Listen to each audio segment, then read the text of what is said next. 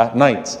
May Allah have mercy on him. I remember him talking about this, and that's actually where I took the lessons, where he sort of piqued my interest, and I started to look into some of the conversations that Sa'ad radiallahu ta'ala anhu had with the Muslims before the Battle of Qadisiyah. So this takes place also in Ramadan, 15 years after Hijrah, just a few years after the death of the Prophet sallallahu alaihi wasallam. It's very hard to get an accurate estimate of the army, but the estimates are anywhere from 30,000 Muslims against 200,000 of the Persian Empire.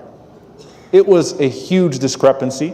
The Persian Empire also had elephants, in their army, where they would literally stomp their opponents, and they used this tactic against the Romans, and they intended to use this tactic against the Muslims as well. And on the up until the third day of Qadisiyah, there were about 6,000 shuhada.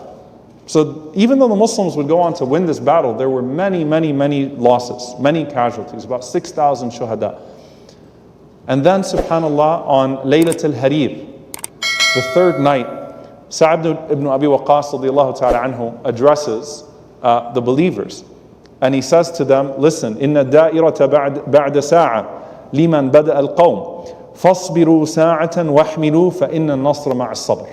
He said, listen, the group that's going to win this battle is the one that can stay for another hour, that can commit to it for one more hour. There's a saying, as Hassan al-Basri rahimahullah said, الشجاعة صبر ساعة, that courage is patience for another hour. That attrition that you find, that ability to stick for one more hour. And he's telling them that I need you to outlast them. Why? Because what they would do is, up until the third day, I want you to think about this. This is in Ramadan. The battle would take place from Fajr until Maghrib. From Fajr until Maghrib. Basically sunrise to sunset.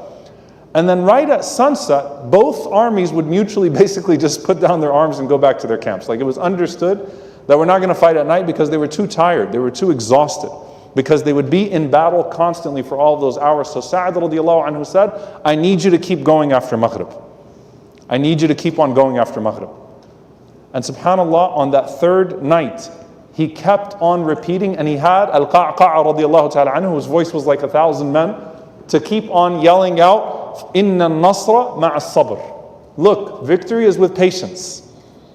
By the way, what is fasting called? وَاسْتَعِينُوا بِالصَّبْرِ وَالصَّلَاةِ. Allah literally calls fasting the act of patience. Victory comes through patience, so stay committed. And on that night, the army of Sa'ad radiallahu ta'ala anhu continued from Fajr until Fajr. You understand that? In Ramadan. And that was directly, and you'll find historians write about that, because of the sleep discipline that the Muslims had, because they would pray at night. They went from Fajr to Fajr until victory was given to them. Rustum of Persia was killed, and this became really a historic turn of events when it came to the Muslims in the Persian Empire.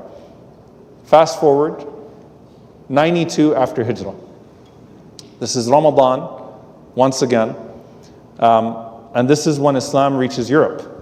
So you have at this point now the historic battles between Tariq ibn Ziyad, rahimahullah, the great commander, from North Africa, and you have, of course, the army of Roderick, right, and the historic battle of Andalus, which of course is today Spain. And this is the first time that Islam will enter into Europe, okay? And you have this battle that takes place in Roderick, who is leading an army of 90,000. Roderick is actually hated by his own people, and he's hated by, of course, some of the Jews that he used to persecute as well. And so you have the Jewish community and some of those that are also from the Christian communities that are persecuted by Roderick, that are actually hoping for a Muslim victory in that battle between the army of Tariq ibn Ziyad, rahimahullah, and Roderick.